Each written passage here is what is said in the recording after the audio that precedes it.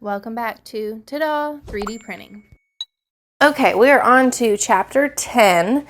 This is the MMU3 build for the MK4. This chapter 10A is entitled MK4 Setup and Calibration.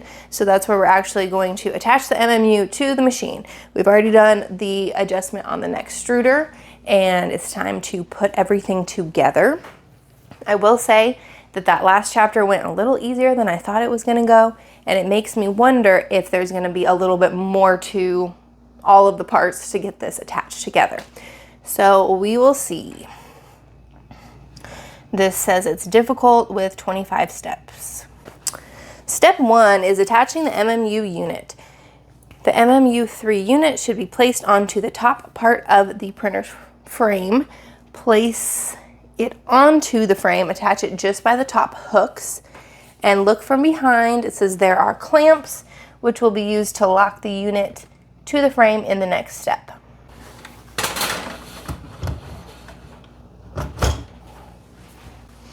Check that both bottom clamps on the unit are fully engaged. Yes. Yeah, I can see from here that they're both snapped on.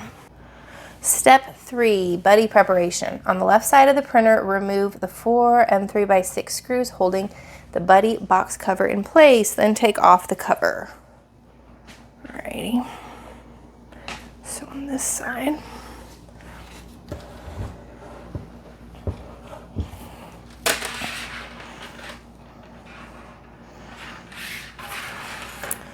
We've got 4 screws. And I'm just now realizing it might be nice to have the motor in another. Nope. Yeah, it might be nice to have this up. And I don't have it plugged in. Okay. So I don't really want to plug it back in, so I'm going to see if I can just move this up out of the way so that I can get to that screw.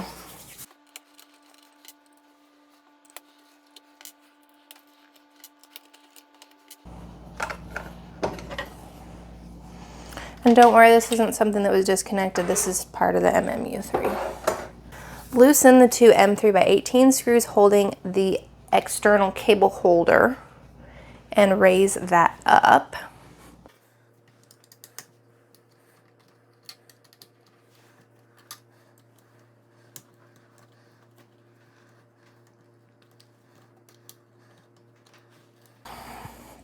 So it's for sure up.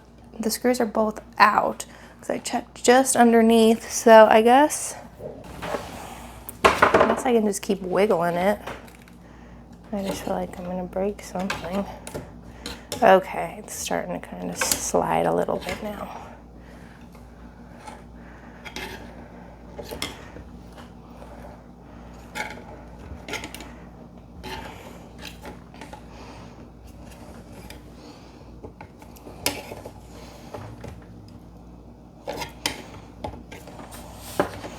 Okay, we'll see if that's enough slack. Use needle nose pliers to remove the indicated part of the cable holder, creating space for the MMU cable. So I believe that I need to remove this section here. Again, I just feel like this motor is in my way. See if it's any better if it goes all the way up.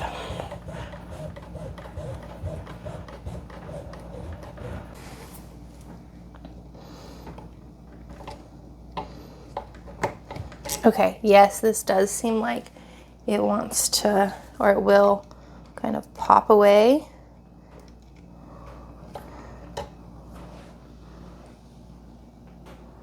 Not what I was expecting that to look like.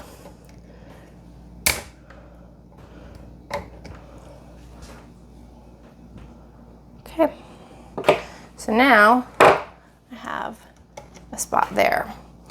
Okay, step 4, guiding the cable. Guide the cable from the MMU unit along the frame, directing it towards the electronics. So we're gonna kind of go like this and then plug it in. Guide the cable into the buddy box through the opening on top. Connect the MMU cable into the marked connector. It looks like it's zip tied. And maybe I missed this, or maybe it's a new thing. It looks like there's a zip tie to attach the cable, like right there in that picture. So I might just do that loosely and we will see if that was a good choice or not.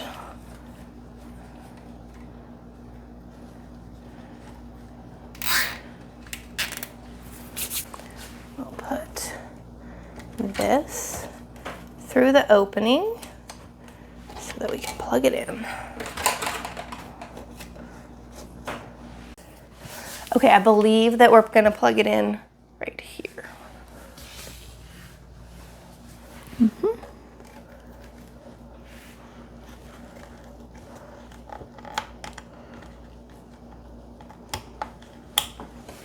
I love when it snaps in. Okay. All right, reattach the exterior cable holder, ensuring that the MMU cable on the side is properly seated and that none of the cables are being compressed. Yeah, because I'll probably, snug that up a little more too. All right. This really wants to move around. Let's see if I can get this side first, if that helps.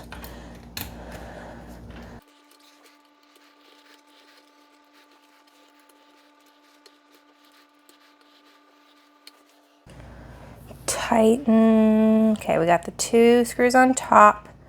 Align the buddy box cover with the buddy box and secure it back with the 4 screws. Okay, move on.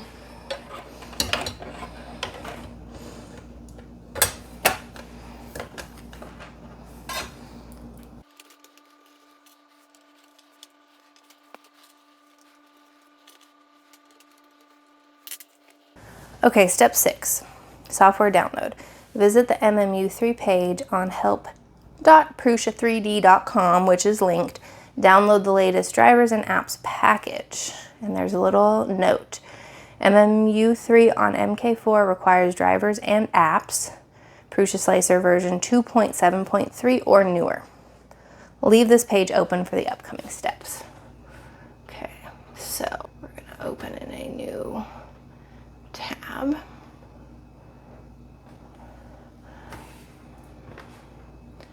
We are going to scroll down. Drivers and apps 2.7.4 on April 4th is the most recent as of this recording. Got that going. Now I can go back, install the downloaded package on your computer and open the Prusa Slicer app.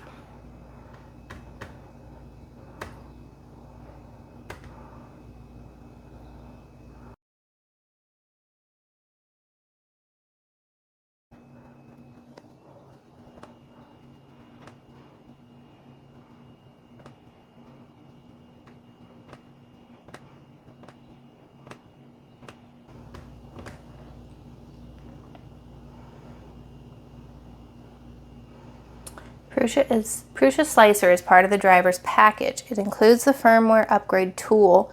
The driver's package also includes some sample objects to be printed. Thank goodness. Open the Prusa Slicer Assistant Wizard.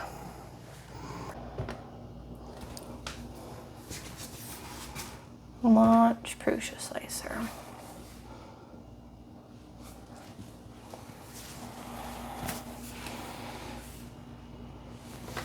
Okay, then we're going to come up here to Configuration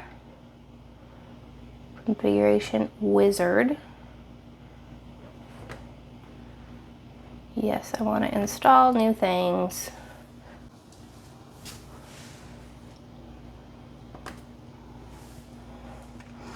And now, in addition to the other bajillions of slicer, or billions of profiles that I have,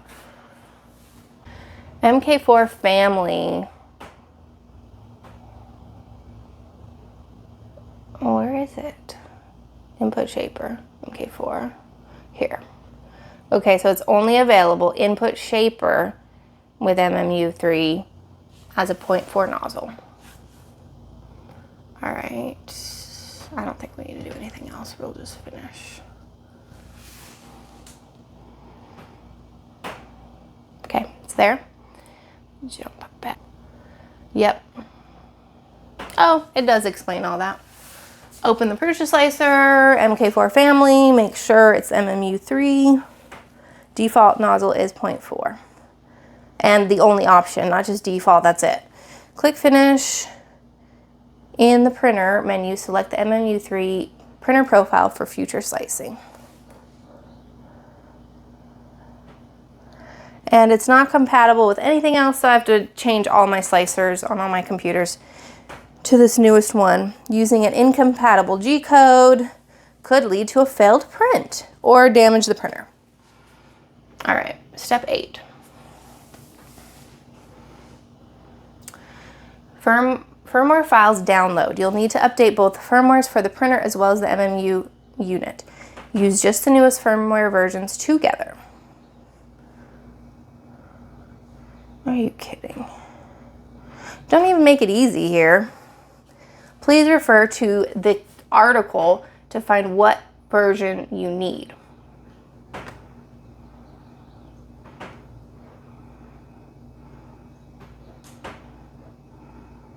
Well, okay, so if I'm going to do 3.0.3 firmware, which looks like it's the newest, then I'll have to do 6.0.0 on the printer firmware. Sure.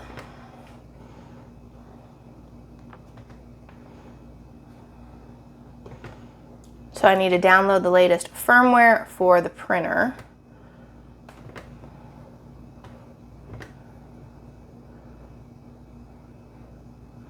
That looks like that's...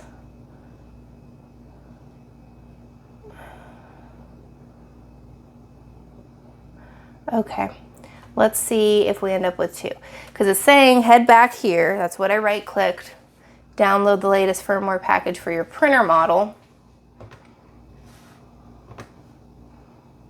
which was this guy, which I already... Okay, so I need to do this one, firmware 6.0.0 and the 3.0.3 for the MK4. Okay, got that going.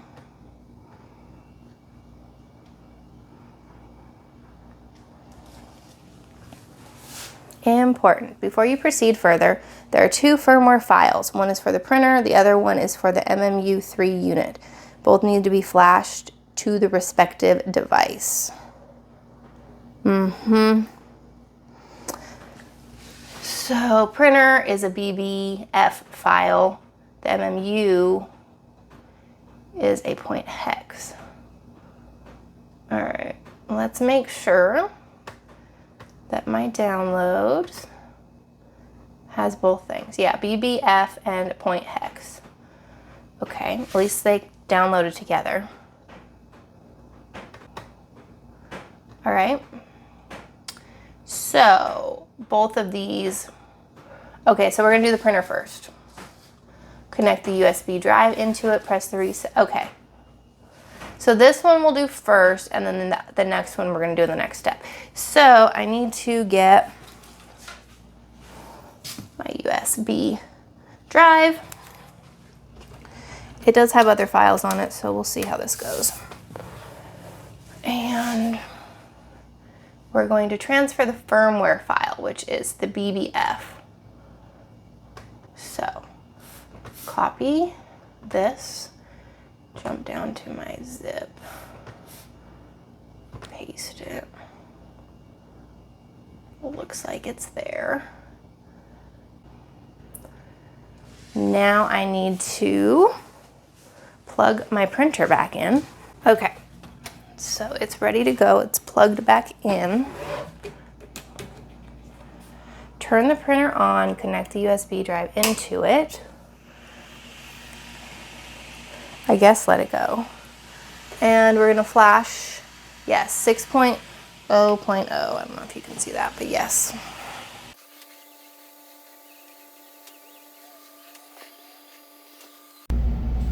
Okay, so it's finished. Put firmware on the printer. Now we get to do it on the MMU. Step 10, turn the MMU on. After finishing the firmware update, make sure there are no filaments loaded anywhere. Nothing is loaded. Navigate to the LCD menu, then settings. Go to settings, then to MMU. Make sure the unit is turned on.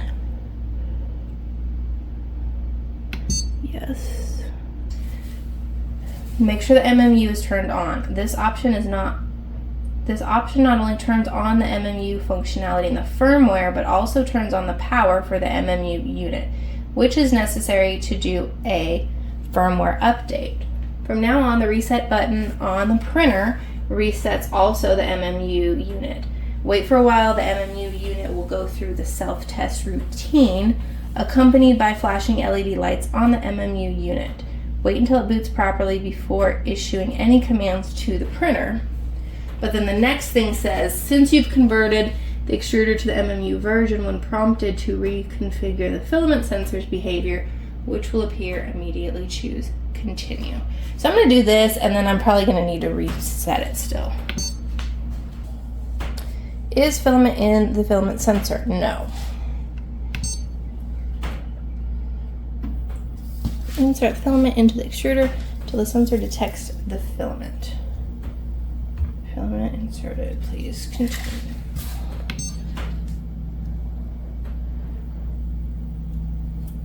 Okay. But I felt like I didn't get a boot of the MMU. So I feel like I still need to do a reset.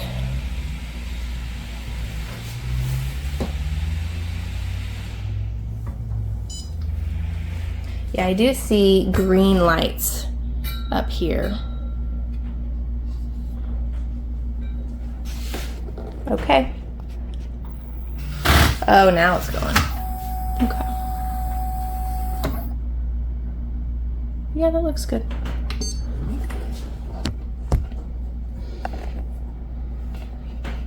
Okay, so now it doesn't like it because I haven't flashed the firmware on the MMU yet, which is fun. Okay.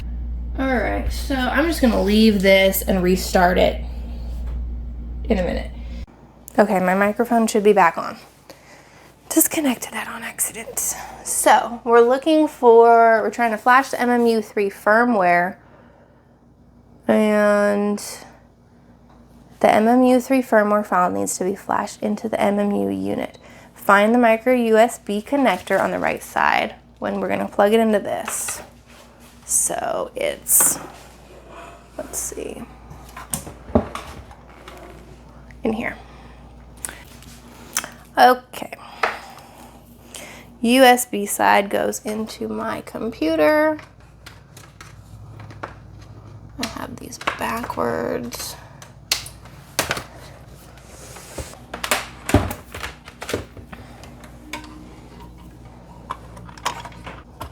There we go. On the computer, select the appropriate firmware file.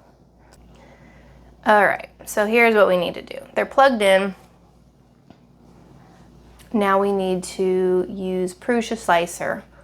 We'll go to Configuration, Flash Printer.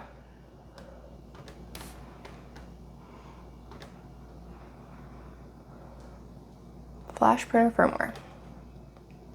All right, so we're gonna click Browse. And then under my download,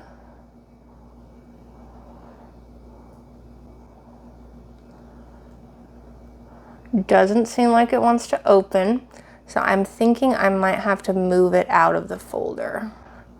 We're looking for this hex. Yeah, let's extract it. and I need to put it up one notch. We'll just put it straight in downloads, not inside that other folder. Okay, and extract.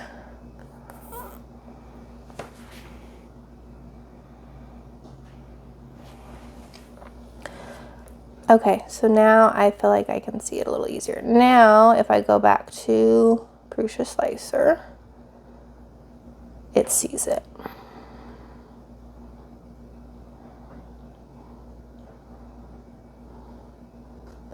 Okay, so we see auto detected and ready to flash. So here we go.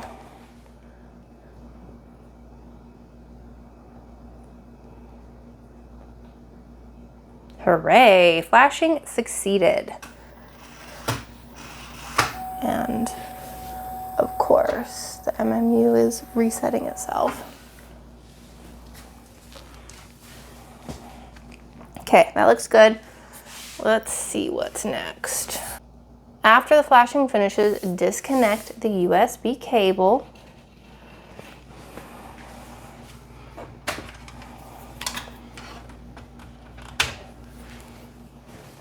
Okay. Well, it's not gonna let me do anything until I... Okay. Ooh, this little symbol looks like it changed. Step 13, gears calibration. Now we need to calibrate the planetary gears in the extruder. Go to the home screen and navigate to Control, Calibrations and Tests, Gears Calibration. Looks like I need to run all of mine. Yeah, it's not even gonna let me just... Yeah, it'll be a minute. Okay, now I can finally do this. Step 14, gearbox alignment. During the gear calibration process, you'll be prompted to, we're gonna do a bunch of stuff. So, gears calibration, continue. Rotate each screw counterclockwise by 1.5 turns. The screw head should be flush with the cover. Unlock and open the idler. Okay, 1.5 turns. All of these. So we're gonna go 1.5.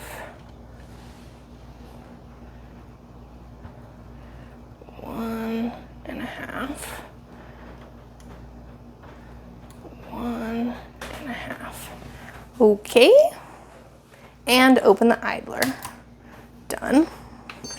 All right, says that it is in progress.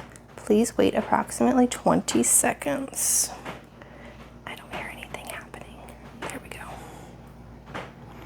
Now we're going to tighten the M3 screws firmly in the correct order. They should be slightly below the surface. Do not over tighten. Okay, so number 1, 2, 3. 1, 2, 3. They look a little below the surface to me, but we'll see.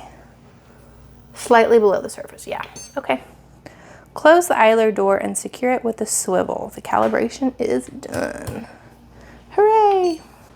Okay, now step 15. MMU filament sensor calibration. When the gearbox alignment is complete, you should be prompted to continue the filament sensor calibration.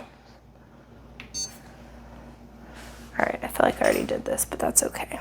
Continue. Nothing's in there now. Then I'm going to insert filament until it beeps at me or gives me a check, yes. Okay, done. Step 16, footer adjustment. Turning on the MMU unit automatically displays the filament sensor and fin sensor information on the status bar on the display. If for some reason this information is not displayed or you want to adjust the order. let's see.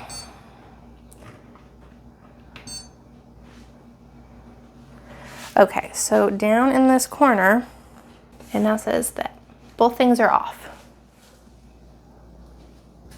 So that's how it should be right now. If we need to adjust the order, I'm fine with the way that looks. That's fine. Now we can calibrate the super fenda. This is step 17.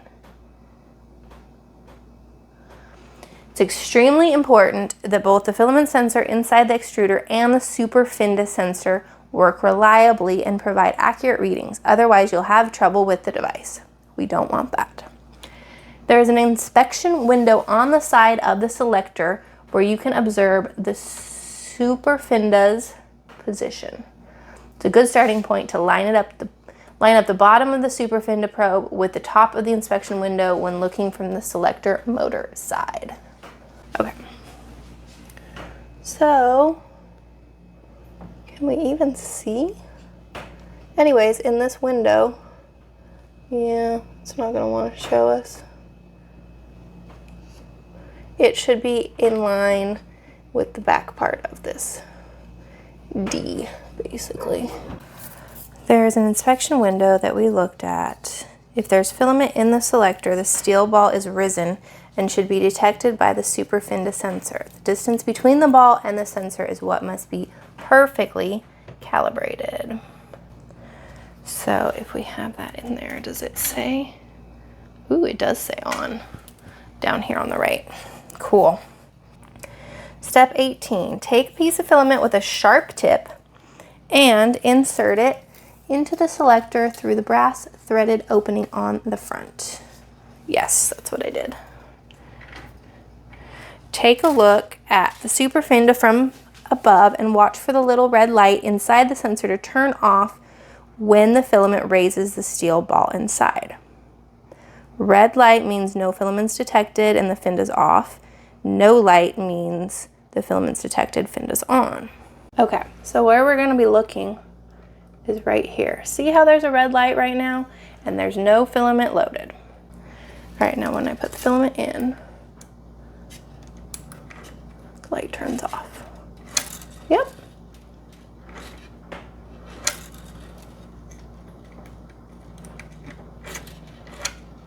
That looks great. So I didn't adjust anything. We'll see if that's good, but it seems like what it needs to be doing. Step 20, error code details. Okay, so this is just if things don't trigger. There's lots more information. I don't think I need to worry about that one. Step 21, fittings info. On the MMU, the PTFE tube that guides the filament to the printer is secured using Festo pneumatic fittings. Various versions have been used. However, the MMU3 on the MK4 printer requires the latest evolution, which has an internal diameter of 2.6. Don't mix anything up. I don't have anything old, so I don't know how we would mix anything up. Now, step 22. The PTFE tube bundled with MMU for MK4 has an internal diameter of 2.5. In case you're upgrading, try comparing the internal diameter. Okay. So just another reminder that we need to use all new things. So we're just going to use one tube. The other one is spare. And then we want two Festo fittings. Attach the Festo fittings onto both sides of the PTFE tube. If you need to remove, okay, so we want to take the blue and make sure that it's all the way secured. And of course, if you need to remove it, you just push down on the blue. But if you just pull it, it's not going to come off. You have to push down at the same time. Okay.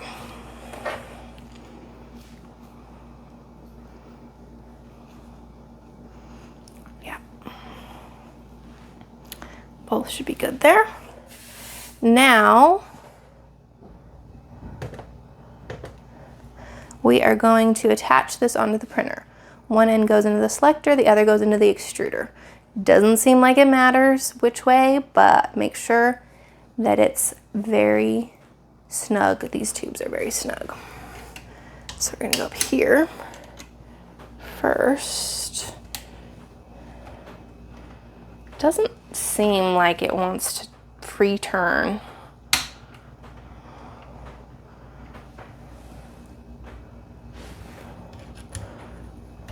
Okay, that one does.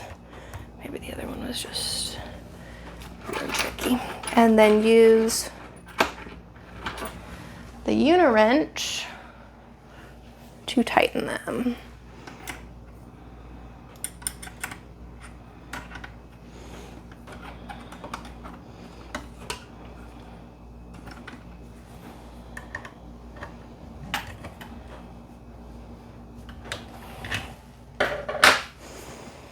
Step 24.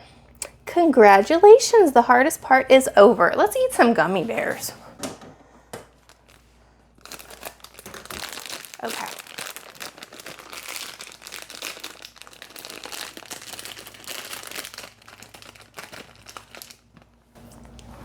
Okay, now we need a ton of space because this thing takes up so much space.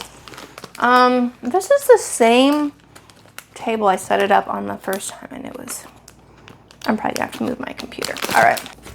Okay, everything is off this tabletop except for what needs to be set up. We're still plugged in, so I need to be kind of careful. Yep, of course I restarted it. Then I've got this.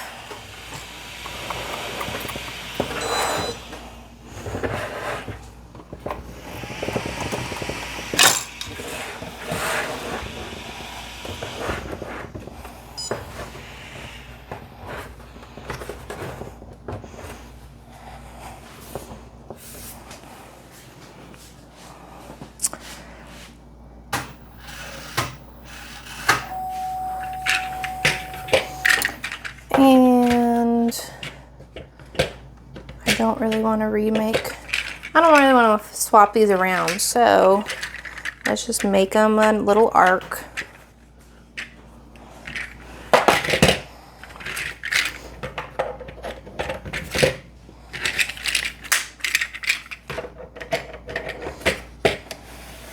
Or a big arc.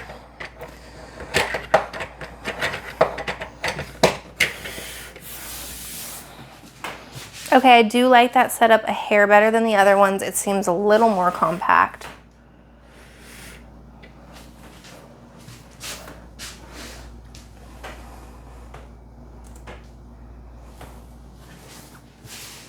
Okay, so I've got this kind of scooted over, give us as much space as possible. We've got the tubes from the MMU that need to be fed into the bottom of each of these cassettes. And rather than running all the top ones there and then running all the bottom ones this way, it's better to stagger them, because what's going to happen if you do this is it's going to be harder to start pulling these out. You're going to get caught. But if you stagger them,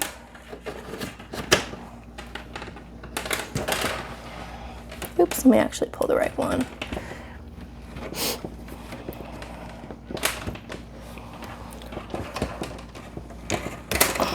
If you stagger them, and it doesn't really matter which one's first, if it's the top or the bottom, but you want to do every other one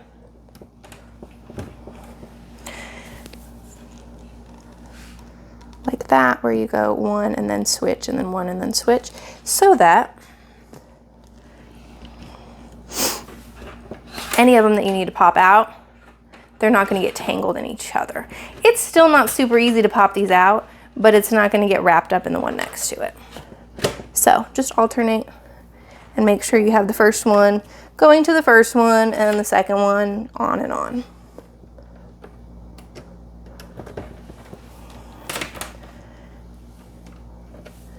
And of course, you're going to want to go back and make absolutely sure every single one is as tight as possible, because you don't want anything getting caught up for no reason on just the edge of a tube. Okay, so this does look messy, and that's how it's gonna be. What I'm wondering about though, this different type of spool holders. Yes, it looks a little more compact, but I feel like I want to cut these tubes because they're not where they need to be, is what it seems like. But I'm not sure if this is going to be my final setup or if I'm going to put something above, below, I'm not sure. So I'm going to try to scoot these out as much as possible to keep them as straight as possible, and probably just remove this little clip for now. They do all seem to have a little bit of a slow curve in them from being in that box. So might need to adjust them a little bit. Spin them in place a little bit.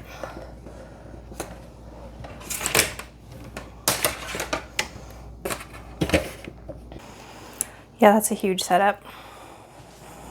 Because really these are still pretty. There's slow curves to them, so we'll see. See how that goes. So as it is right now, from the very front of the printer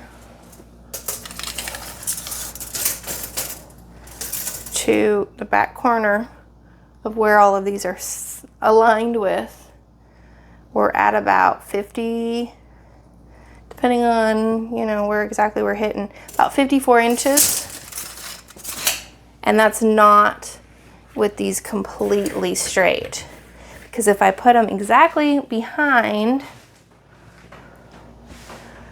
I'm gonna have a really hard time getting to the front of the printer. The last one, I ended up putting them above, but that made it a little tricky because the tubes going into the MMU were pretty tight. I messed around with a lot of different options. I ended up taking the buffer off. I mean, it was a whole thing. And I haven't found a great solution yet, because no matter what, you're either gonna have a super deep or you're gonna have to go up or down. And if you go up or down, you have to be really careful how tight all the tubes are, which still makes it very deep. So, yep, I'm gonna keep working with that. But that is the end of this chapter. Everything is pretty much put together. The next chapter, I believe, is just the first flight, so just the first print, making sure that everything starts okay and hopefully not need to do any troubleshooting. So we'll see how that goes. Thanks for watching.